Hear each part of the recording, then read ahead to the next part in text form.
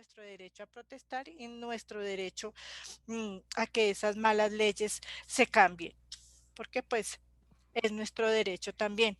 Los malos reyes y los malos gobernantes siempre han existido, toda la vida han existido. Entonces, y lo vemos, y lo vemos en todos los reyes y en todos los gobernantes, desde el rey Saúl hasta David, porque David también fue desobediente, porque David también hizo lo malo ante los ojos de Dios, queriendo hacer su propia por enorgullecerse y por vanagloriarse de algo que no le correspondía a él. El poder, estar en el poder, engrandece y enorgullece a la gente, a los hombres. Y entonces cuando están en el poder, después de que están abajo, hacen política y suben, y cuando están en el poder ya no se quieren quitar de ahí. Es lo que le pasa a los dictadores. Después de que están ahí, no quieren dejar el poder porque qué tan rico es ser admirado, qué tan rico es que le quiten, le pongan, le hagan todo lo que éste diga, todo se hace. Eso es muy bueno. Por eso existen los reyes también. Pero entonces, ¿quién pone? Dios. ¿Quién quita? Dios. Él es el único. Y los que nos gobiernan, los que están en un nivel más alto que nosotros, les gusta eso. No les gusta dejar el poder, no les gusta salir como ordinarios, como gente corriente. Y por eso es que toman malas decisiones. Por eso es que nunca van a acertar y si quitan a Dios, como le están haciendo muchos gobernantes en la tierra, que han sacado a Dios de la Casa Blanca, no sé, de todas las partes de gobierno de los países, cuando sacan a Dios, entonces ahí es donde fracasan. Cuando empiezan a pensar en que ellos están haciendo las cosas bien y no consultan a Dios, es cuando fracasan. Y todos han sido así. Cuando se empiezan a vanagloriar y a enorgullecerse de lo que ellos pueden hacer, es cuando fracasan. Fracasó David, pecó David, cuando, cuando hizo un censo que el Señor no se lo permitió, no le dijo que lo hiciera, y el mismo después, rey David, después de que hizo el censo, después de que eh, le habían dicho uno de sus capitanes que no hiciera eso, que ya tenía mucho poder y mucho ejército, en segunda de Samuel nos dice. Entonces David no quiso escuchar porque estaba escuchando más la voz de Satanás, nos dice la Biblia, que la voz de Dios, y se vanaglorió él mismo. Y el Señor se disgustó. Lo mismo pasó con Saúl. Los dos fueron ungidos por el mismo Dios. Hizo Saúl lo mismo cuando quiso hacer las veces de sacerdote y no esperó a Samuel cuando lo iba a ungir para la batalla, y él dijo, ay, yo pensé, yo quise hacer, quise anticiparme, pensaron que lo que ellos estaban haciendo era lo correcto, pero nunca consultaron a Dios.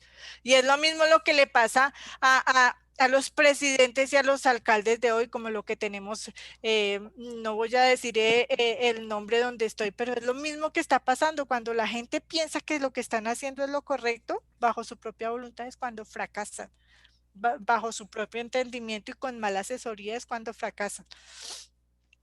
Entonces, ¿estamos viviendo tiempos muy difíciles? Sí. ¿Qué es lo que está pasando con Colombia? Que simplemente se alejó de Dios, se quitó de Dios.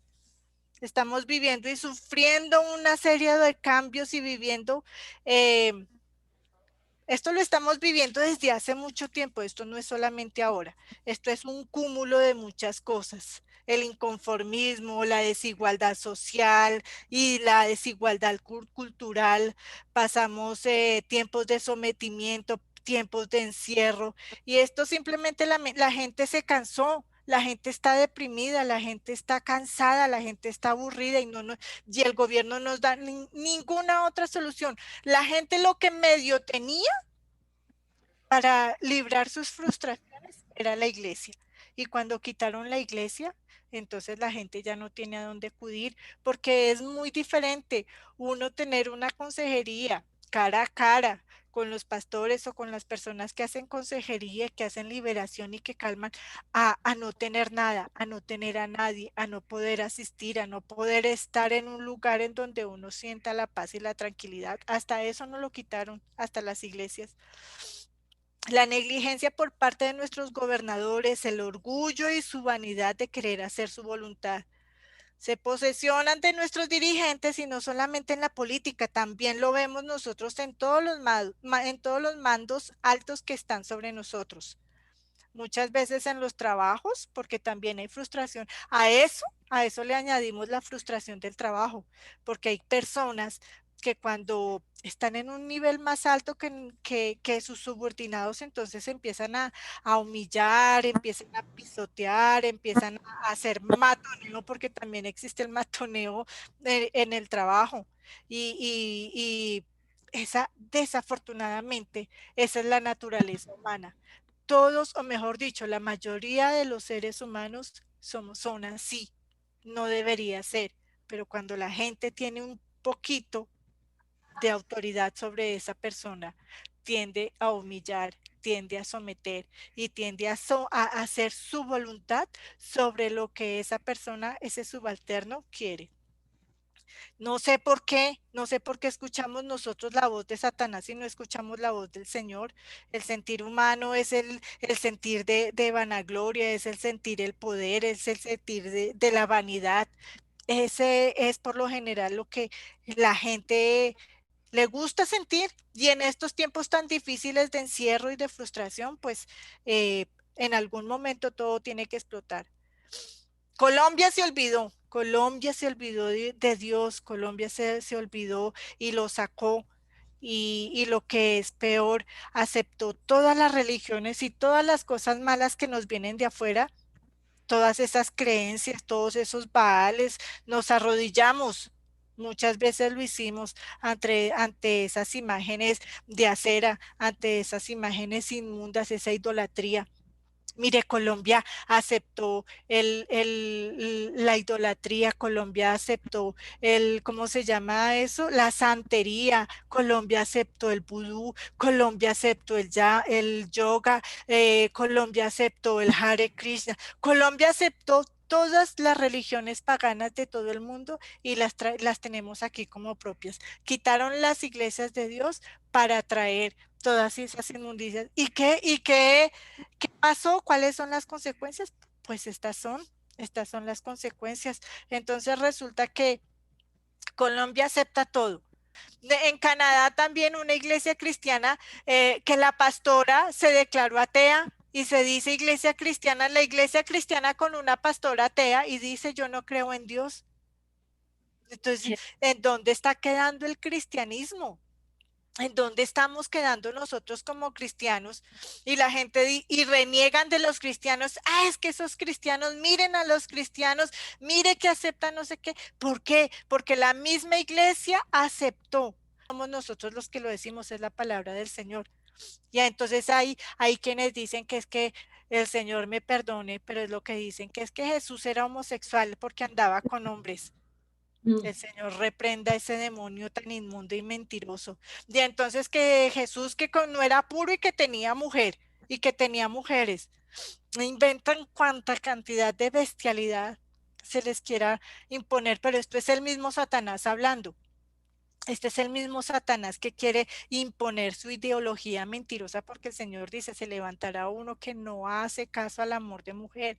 Iglesia cristiana o los pseudo cristianos que no se pueden llamar cristianos. Una pastora cristiana de Canadá que diga que mi iglesia cristiana pero que no cree que es atea, pues no es cristiana. Simplemente ¿Ya? está haciendo propaganda con el nombre de Cristo para tener adeptos y para decirnos a nosotros los cristianos mentirosos, y es lo que nosotros no podemos aceptar. Es que se inventen cualquier nombre, invéntese cualquier nombre, pero no sean cristianos porque es que va en contra de la palabra de Dios. No están aplicando lo que dice el Señor. No es cierto, no es posible, no. Se pueden jalar los pelos, se los pueden arrancar uno a uno, pueden decir que somos, la palabra de Dios es clara. Si ellos van en contra de la palabra de Dios, pues en contra de Dios están. Y los que dice la palabra del Señor, los que no están conmigo, contra mí. ¿Sí? Si nosotros no hacemos la voluntad de Dios y nosotros como somos y no hacemos la voluntad de Dios, pues nosotros también estamos contra Dios, contra lo que Él dice, contra lo que Él hace. Si nosotros fallamos en lo que nosotros pensamos, y hacemos nuestra propia voluntad, contra el Señor estamos y pecamos. Eso es un pecado, ¿sí? Entonces, la iglesia cristiana metió todas estas imágenes y todas estas idolatrías y adoró a Acera, la imagen de Acera, o Astartet o Astarot, como lo menciona la Biblia, que no es más que la misma madre de Baal. ¿Y quién era Baal? Pues era un joven guerrero que está representado, su figura es como de toro. Se le llama también la señora del mar o la diosa de la fertilidad. Y todas estas imágenes están representadas en el yoga. Todas estas imágenes están representadas en la nueva era y eso es lo que nosotros adoramos. Le cambian el nombre, pero es la misma Acera, es la misma Astoret, es la misma Astarot, es la misma madre del mar, es la misma diosa de la fertilidad, o como la llaman algunos, la diosa de Israel o la esposa del Dios Padre Poderoso, otra mentira de Satanás tratando de inventarse. ¿Sí? Esas son las imágenes que nosotros adoramos. Nosotros no. Esas son las imágenes que el mundo y la iglesia está adorando. Lo permitieron. Están permitiendo y dicen, ah, la esposa de Dios y no pasa nada. No es cierto. Eso es una blasfemia. Jesús no pecó, Jesús no tuvo esposa. Si Jesús hubiera pecado, nosotros no seríamos salvos. No seríamos salvos, pero dice la Biblia, el Cordero perfecto, Amén. el Cordero inmolado, el Cordero sin mancha, dice, y le quieren atribuir a Jesús una característica que no son de él, esas características de mujeriego, de bebedor, de pecador, es de Satanás. Jesús no, si Jesús pecó, hay gente que dice, ah, pero si Jesús tuvo mujer, pues no importa, sí importa, porque se le llama cordero sin mancha, sin mancha. Y si él tuviera, si Jesús hubiera tenido un pecado, nosotros no seríamos salvos y condenados estamos. Pero Jesús no pecó nunca. Él se pudo sentar al lado de una prostituta y no pecó. Se pudo sentar al lado de un recaudador de impuestos o como quien dice un avaro o un ladrón y no pecó. Se pudo sentar con sus amigos como Pedro, se pudo sentar con un joven como Juan y los amó a todos, pero no pecó, nunca jamás, porque ese no era su propósito. Cuando a nosotros nos contratan en una empresa o cuando nosotros vamos a estudiar en una universidad una carrera, estudiamos una carrera y no estudiamos la otra, porque ese no es el propósito. No puede, una persona no puede decir, ah, yo estudio derecho, pero como el derecho no me gusta, entonces voy a meterle aquí en el derecho que medicina. No se puede, o estudia derecho o estudia medicina. ¿Se puede ser abogado y médico? Sí, pero por aparte, no se pueden mezclar las dos, porque no son afines, no es lo mismo. Entonces la gente quiere que el Señor Jesús, los malvados, Satanás y sus demonios quieren hacer que el Señor Jesús pecara, pero él no pecó, puro, santo, nuestro Cordero, nuestro Salvador, su sangre preciosa nos cubre y por eso tenemos la redención del Señor. Eso es, no estas inmundicias como nos quieren hacer meter. ¿Y qué tiene? La nueva era también cree en Dios, claro, y por eso cuando Jesús iba predicando y expulsaba fuera demonios, los demonios no le decían, ¿qué tienes con nosotros, Jesús, el Hijo de Dios? Obviamente que lo reconocían, obviamente que sabían quién era Jesús, obviamente que le tenían miedo y le decían, no es nuestro tiempo porque sabían quién era Jesús. Si hubiera habido pecado en el Señor Jesús, los demonios no se sujetan y no se van. Si hay pecado en el Señor Jesús, no puede echar fuera demonios. Como dijeron los fariseos, echando demonios en nombre de la casa dividida no puede prosperar. Yo no puedo echar demonios en el nombre de Satanás o del demonio porque no salen. Así de sencillo. Si el Señor Jesús pecó, nosotros no seríamos salvos y Él no hubiera podido hacer milagros de sanaciones, de echar fuera demonios, de liberarnos, de perdonarnos y de poder estar en la presencia del Señor cuando nos llegue el turno, o sea, el Cordero perfecto es Él. Y estas imágenes que nosotros aceptamos, en vez de aceptar al Señor Jesús, tenemos las consecuencias hoy en día de lo que está pasando. Esas imágenes que nosotros las aceptamos porque nosotros somos culpables, porque nosotros no le decimos a la gente, oiga, no haga eso, no adore a alguien que no sea el Señor Jesús, porque eso es malo, porque le trae miseria, porque no va a ser bien para usted, y mucho menos leer la carta, leer el chocolate, leer el té, que nos lean y que diga, ay, pero ¿qué tiene? Si es que esto no tiene nada, que vea. Es una maldición grandísima para nosotros y nosotros no sabemos el daño y el perjuicio que nos hace a nosotros. Aceptamos la brujería, el vudú, el espiritismo, toda la inmundicia, toda esa inmundicia y ahora Colombia y nosotros estamos viendo las consecuencias de tener esos ídolos y esa idolatría. ¿Qué nos dice la Biblia acerca de esto? Entonces vamos a ir al Salmo 115. Salmo 115 y vamos a leer versículos del 4 al 8. Dios y los ídolos. Versículo 1. No a nosotros, oh Jehová, no a nosotros, sino a tu nombre da gloria por tu misericordia, por tu verdad. Versículo 2. Porque han de decir las gentes, ¿dónde está ahora tu Dios? Versículo 3. Nuestro Dios está en los cielos, todo lo que quiso ha hecho. Los ídolos de ellos son plata y oro, obras de manos de hombres. Versículo 5. Aquí, este es aquí en donde yo quería resaltar estos ídolos hechos por hombres. Versículo 4, vuelvo a leer, los ídolos de ellos son plata y oro, obras de manos de hombre, tienen boca, mas no hablan, tienen ojos, mas no ven, orejas tienen, mas no oyen, tienen narices, mas no huelen, manos tienen, mas no palpan, tienen pies, mas no andan, no hablan con su garganta. Versículo 8, semejantes a ellos son los que lo hacen y cualquiera que confían en ellos. Entonces esos son los ídolos que nosotros, que la gente, nosotros no, y nosotros no vamos a hacer eso. La gente, la idolatría, toda esta inmundicia, haciendo obras de manos y orándole a esas mismas obras que los mismos hombres hacen, que no son dioses ni son nada, son pura cosa de Satanás y sus demonios para hacernos caer. Estos son los ídolos, estas son todas esas inmundicias que existen y que nosotros a veces, a veces lo permitimos, pero ahora ya no, nosotros ya nos quitamos de todo eso. Estos dioses han hecho la grandeza que Dios hace, ninguno, solamente Dios hace las grandezas. Salmo 115, 15 y 16 nos dice, bendito vosotros de Jehová, que hizo los cielos y la tierra, los cielos son los cielos de Jehová. Esto es lo que hace el Señor. ¿Quién de esos ídolos hace alguna de estos ídolos que mencionamos del 4 al 8? Nadie, no son porque son sordos, son mudos, son ciegos, no pueden palpar, no pueden hablar. ¿Y quién bendice a los que en él confían?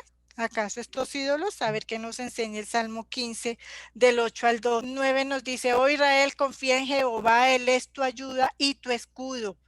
Casa de Aarón, confiad en Jehová, él es vuestra ayuda y vuestro escudo. Versículo 13 nos enseña que bendecirá a quién, Jehová, a los que temen a Jehová, a pequeños y a grandes. 14 nos dice, aumentará Jehová bendición sobre vosotros y sobre vosotros y sobre vuestros hijos. Esto es lo que hace el Señor cuando nosotros confiamos en él, bendecir. Ningún otro ídolo, ninguna inmundicia de esa, ninguna abominación, ningún Baal, ninguna Astoret, hace lo que el Señor hace, bendecir. El versículo 9 nos dice que confiad en Jehová, dice, porque Él es tu ayuda y tu escudo. Nosotros tenemos que confiar en Él porque Él es el único que nos puede ayudar. Puede que estemos en guerra, sí, puede que estemos mirando a nuestro alrededor y lo que único que veamos sea matanzas, desesperanza, pero ¿qué nos dice el Señor? ¿Qué nos dice la Biblia? Si quieren subrayen ahí en el 9 Salmo 115:9 nos dice, Él es la ayuda y el escudo, tu ayuda y tu escudo nos dice el Señor. Pero resulta que nuestros gobernantes, resulta que nuestros presidentes, resulta que todos aquellos que tienen un mando de autoridad sobre nosotros se olvidaron de consultar a Dios. Lo sacaron de todos lados, lo sacaron de las casas presidenciales, lo sacaron de las casas, de las alcaldías, de las gobernaciones, de nuestras propias casas. Y entonces lo único que nos traen es esto, maldición. Mateo 8:8. Veamos, vayamos un poquito a Mateo 8:8. A ver si lo encuentro por aquí. Mateo 8:8.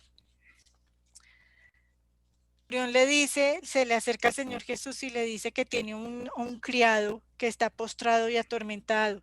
Y el Señor le dice, yo iré y lo sanaré.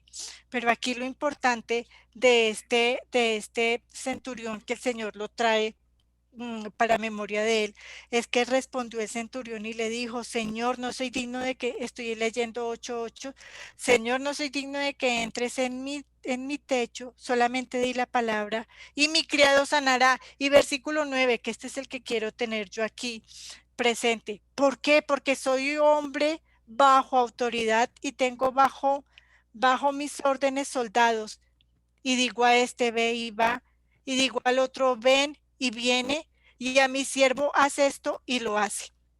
Este centurión sabía que estaba bajo autoridad. Este centurión sabía que había alguien encima de él, pero él también tenía autoridad sobre otros que estaban bajo él, ¿sí? Como sus siervos, como los otros soldados a los que él daba órdenes. Asimismo, con nuestros presidentes, nuestros gobernantes, ellos tienen una autoridad, tienen que tener una autoridad. ¿Quién? Dios. Pero nosotros estamos sujetos bajo la autoridad de nuestros presidentes y nuestros gobernadores. ¿Por qué? Porque ellos son los que están encima de nosotros con sus leyes. Pero cuando sacan al Señor, cuando no se rigen, no están bajo la autoridad de Dios, entonces fracasan. Este soldado decía, estoy bajo autoridad, había alguien superior a él que él obedecía, pero él también daba órdenes a los que estaban bajo su autoridad y a él le obedecían. Nuestros gobernantes se olvidaron de que hay un Dios, el que pone y quita reyes, se olvidaron, lo sacaron. Entonces, como quien dice, no hay nadie por encima de mí, son reyes, se creen reyes y se olvidaron del Señor. Y por eso es que el Señor también está trayendo juicios, sí, probablemente sean los juicios del Señor para todo. Dios el que pone los gobernantes, es Dios el que pone los presidentes y la gente, y los presidentes y los gobernantes se olvidan de que es Dios o lo desconocen o nunca lo conocieron, qué sé yo, tantos motivos, pero si se les enseñara desde el comienzo a estas personas que hay un Dios de autoridad por encima de cualquiera, incluso de los reyes, entonces tendrían respeto por la autoridad de Dios.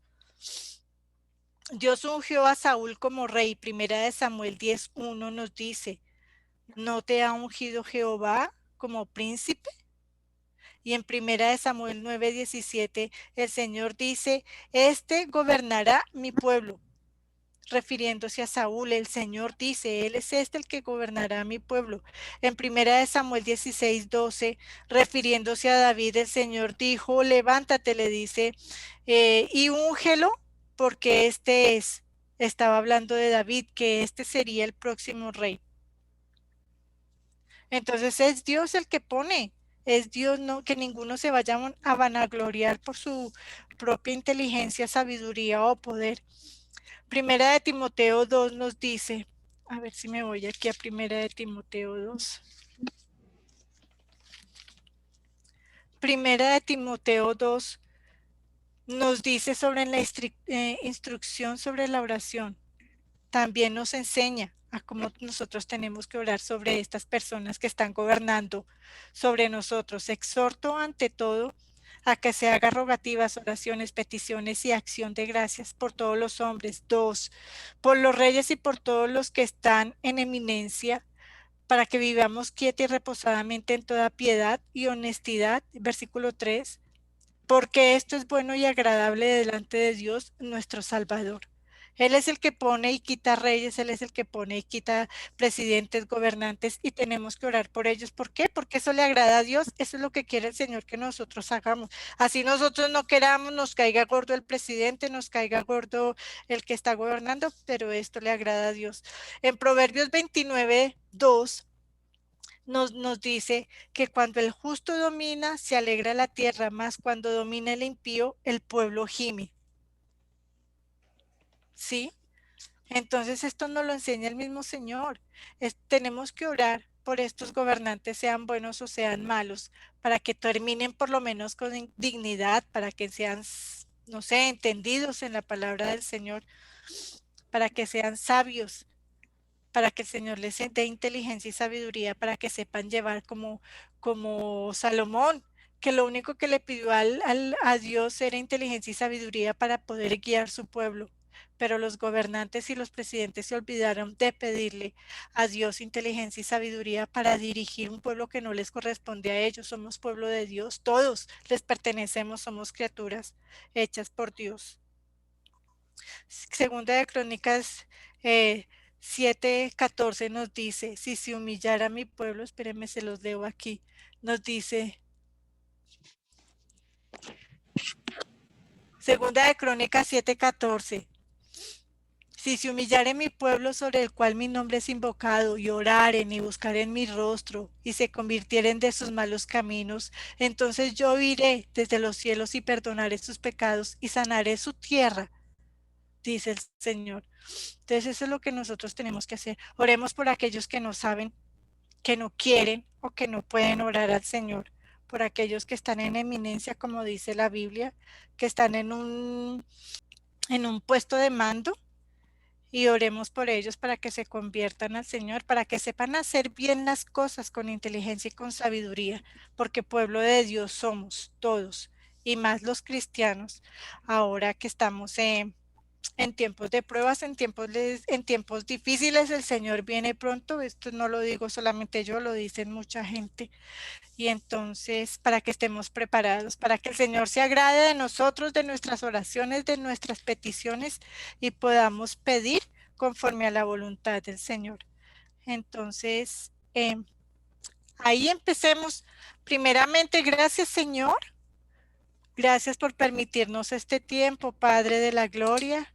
Gracias por la enseñanza, porque todo es enseñanza tuya, Señor, porque estamos atribulados, porque estamos angustiados, porque estamos tristes, desesperados, Señor, porque a veces no hallamos solución, Señor, a nuestras angustias y a nuestros problemas, Señor, y nos olvidamos de ti. Pero tú nos llamas, Padre, tú nos llamas a que estemos contigo, Señor.